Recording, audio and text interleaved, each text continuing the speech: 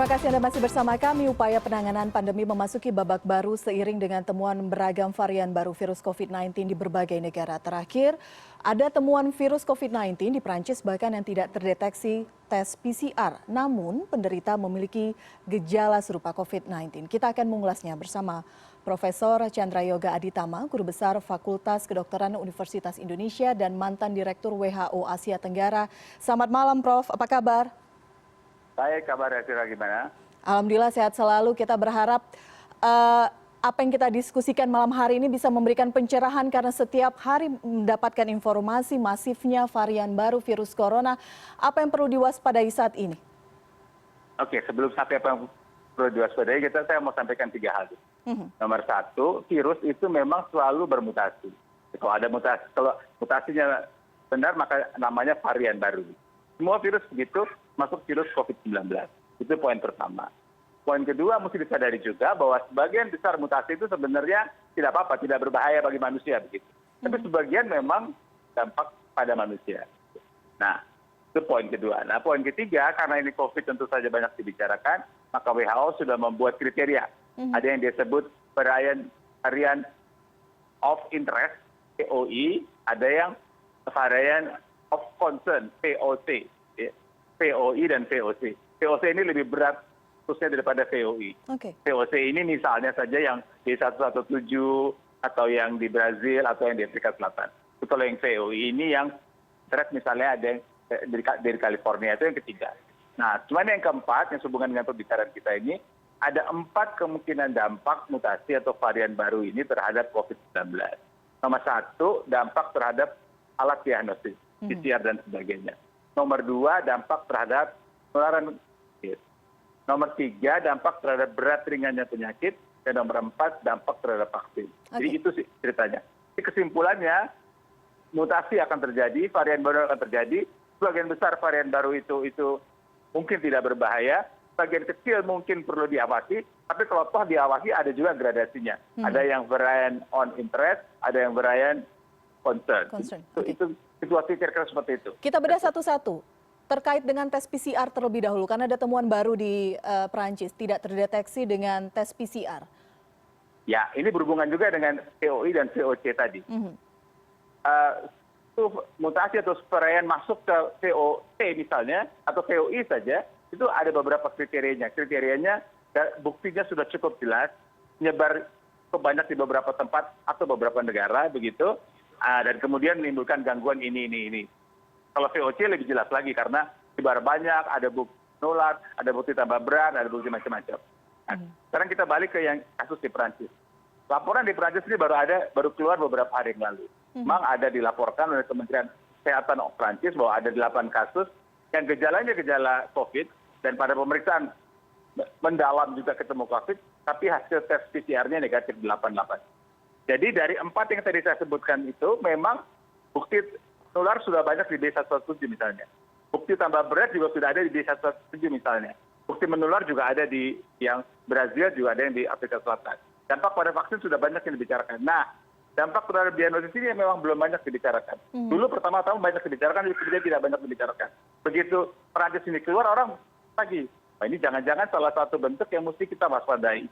Tetapi karena ini baru 8 kasus, dan baru beberapa terjadi di Perancis dan baru beberapa hari, masih tunggu perkembangannya. Apakah ini akan masuk nanti ke dalam suatu yang serius perlu diperhatikan, masuk ke WTC atau tidak. Tapi memang ini merupakan salah satu, katakanlah gambaran dari dampak yang pertama yang saya sebutkan, yang belum terlalu banyak dibicarakan. Timbang dampak kedua, dampak ketiga, dan dampak keempat. 8 kasus ini tapi kan artinya sudah cukup mengkhawatirkan begitu ya Prof ya, karena kita ingat bagaimana B117 awalnya hanya 1-2 kasus dan masif hanya dalam hitungan hari kemudian menyebar dengan cepat di Inggris. Kalau B117 sebenarnya pertama-tama mereka sudah ketemu bulan September. Ya, dan pada bulan Desember baru datanya cukup konkret untuk dilaporkan ke WHO melalui mekanisme IHR bahwa ini memang serius.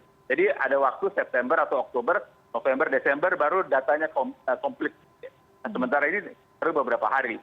Kenapa ini menarik perhatian? Karena ini menyangkut yang tadi, menyangkut dampak pada diagnosis. Kalau menyangkut dampak pada penularan atau menyangkut dampak pada berat ringan penyakit atau menyangkut dampak pada kepada vaksin sudah banyak contoh-contoh yang lain. Tapi dampak pada diagnosis sih memang belum terlalu banyak. Sebelum ini pernah ada juga laporan di India, tapi jumlah kasusnya lebih sedikit lagi dan hanya bagian PCR tertentu. Yang ini memang perlu diwaspadai, begitu kita tidak perlu juga khawatir berlebihan, perlu diwaspadai. Biarlah para ahli mencari lagi secara jelas mana sih sebenarnya vaksin ini, apakah memang punya dampak terhadap PCR secara masif atau tidak, dan apakah kemudian menular ke bagian-bagian lain atau di Prancis atau di belahan dunia lain. Jadi kita masih harus tunggu, tapi kita perlu antena kita bunyi, oh ini ada sesuatu yang terjadi di salah satu belahan dunia, kita perlu waspadai. Oke, bagaimana dengan varian lainnya? Jika dikaitkan dengan kemungkinan lebih cepat menular, itu sudah pasti ya, ada beberapa varian virus COVID-19 yang disebutkan seperti itu, tapi dampak lebih mematikannya. Jadi begini, kita ambil contoh yang paling terkenal saja sekarang, bukan yang paling banyak dibicarakan B117. B117 waktu pertama kali dilaporkan oleh Inggris ke WHO, yang dikeluarkan adalah kemungkinan lebih cepat menular. Ada yang bilang 30-50%, kemudian 30-70%. Pengetahuan tentang itu sudah katakanlah confirm begitu. Tapi tentang berat ringannya si B117 ini, statement pertama malah keluar dari Perdana Menteri Inggris Boris Johnson pada Januari. Dia bilang, saya punya some evidence, atau saya mendapat some evidence bahwa ini mungkin lebih berbahaya. Tapi belum firm waktu itu. Itu Januari, saya ingat 15 Januari. Pada bulan Februari sudah ada data yang lebih komprehensif di Inggris yang mengatakan bahwa memang B117 ini lebih mungkin meningkatkan angka hospitalisasi, dirawat di rumah sakit, dan juga lebih mungkin meningkatkan kematian. Itu bulan Februari. Pada bulan Maret, jurnal yang sudah menyebutkan, sudah ada 2 jurnal yang keluar bulan Maret dalam beberapa hari ini. Keluar jurnal itu artinya sudah ada penelitian yang terbukti secara ilmiah mengatakan memang angka kematian meningkat akibat B117. Jadi kalau B117 datanya sudah lebih jelas. Kalau yang 2 lagi yang di Afrika Selatan dan di Brazil sudah jelas adalah kembali tentang penularan, tentang kemampuan menetralisir antibodi yang di Brazil itu juga masih kita tunggu hasilnya secara lebih konkret nantinya. Tapi kalau kemungkinan menular memang menular dua-duanya. Jadi 3 inilah yang sekarang Brian concern. B117 yang bermula dari Inggris, dia ini yang bermula dari Afrika Selatan, dan yang bermula dari Brazil. Datanya sudah lebih konklusif. Dampak lebih mematikannya? Ya, angkanya memang yang B117 jelas dia lebih sering mematikan ketimbang yang tidak B117. Itu hasil penelitian yang keluar, sudah dirilis sudah disinyalir oleh Boris Johnson pada bulan Januari, sudah ada bukti Februari, dan bukti Maret ini datanya lebih kuat lagi. Oke, Prof, kita tidak hanya di Indonesia, di semua negara di dunia saat ini kan tengah melakukan vaksinasi.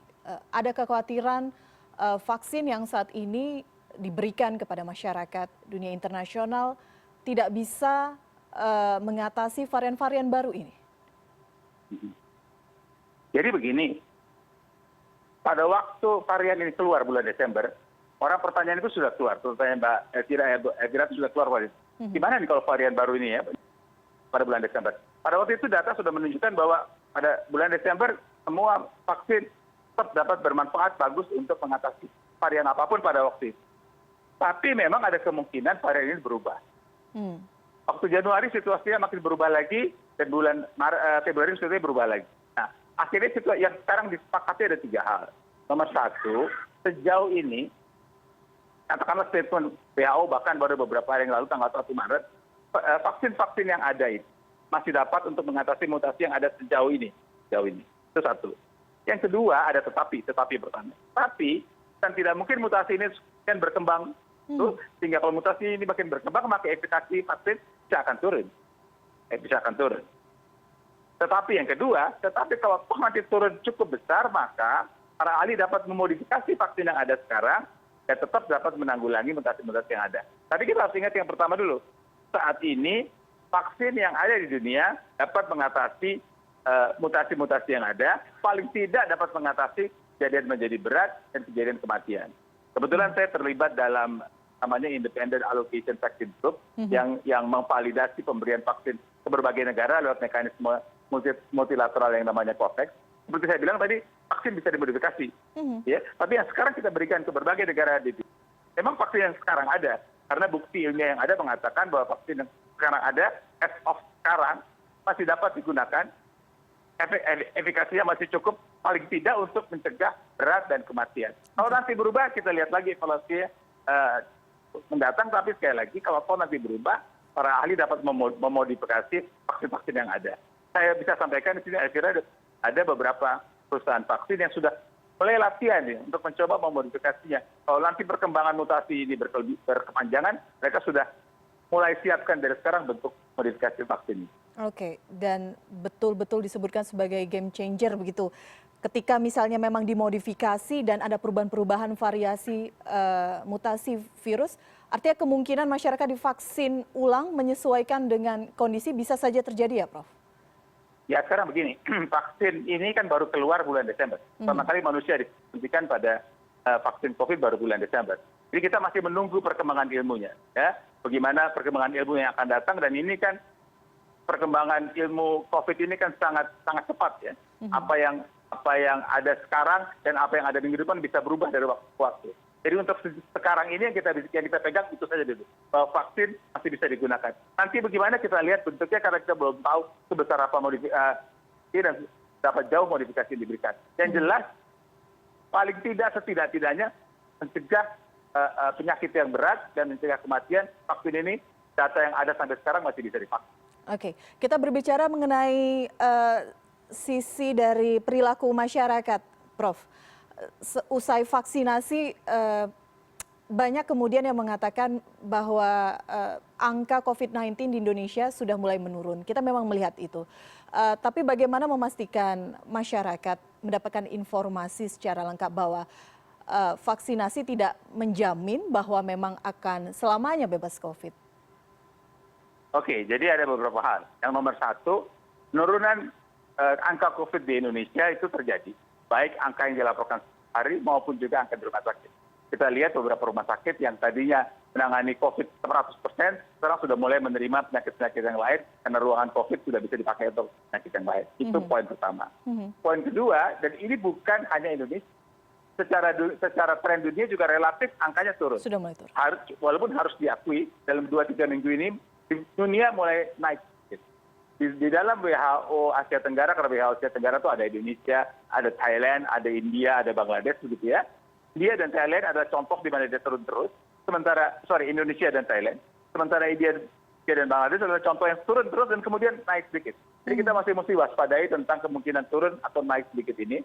Dan saya kira kalau secara makro tidak akan berhubungan langsung karena vaksin kalau di Indonesia, karena kita baru memvaksin sekitar 45 juta orang, belum ada punya dampak pada penurunan epidemiologi secara jelas pada seluruh masyarakat ya, pada kelompok tertentu barangkali. Itu poin yang pertama yang kita sampaikan. Poin yang kedua, memang kita divaksin saat ini tetap protokol kesehatan masih harus kita pegang. Kenapa sih, pertanyaannya kenapa sih orang udah divaksin 2 kali kok masih sakit juga gitu ya? Itu ada 3 alasannya, balik lagi 3 alasan. Nomor 1, harus diakui bahwa vaksin ini kan tidak 100%, tidak ada vaksin yang 100% melindungi. Tetap aja ada kemungkinan sakit walaupun sedikit, walaupun sakitnya mudah-mudahan tidak berat. Itu kemungkinan pertama. Kemungkinan yang kedua adalah jangan-jangan dia sudah tertular sebelum vaksinasi dilakukan. Gitu. Kemudian vaksin dilakukan, dia sakit. Jadi bukan karena vaksinnya. Dan yang ketiga, kita sudah berkali-kali disampaikan di masyarakat bahwa ada masa, kalau vaksin hari ini, tak besok jadi antibodi terbentuk.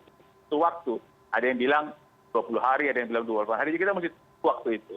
Jadi pernyataan-pernyataan seperti ini perlu terus dikemukakan di masyarakat. Dan kalau pertanyaan Mbak Elvira, bagaimana supaya masyarakat mengetahui, baik tentu saya kira contohnya ya acara kita CNN hari ini, untuk menjelaskan ke masyarakat situasinya seperti ini. Faktanya seperti itu, dan sama-sama kita harus tetap waspada, tidak hanya untuk varian saat ini, kemungkinan potensi ada varian baru, protokol kesehatan tetap yang utama. Prof Yoga, terima kasih waktu Anda berbincang bersama kami malam hari ini. Selamat malam, Prof.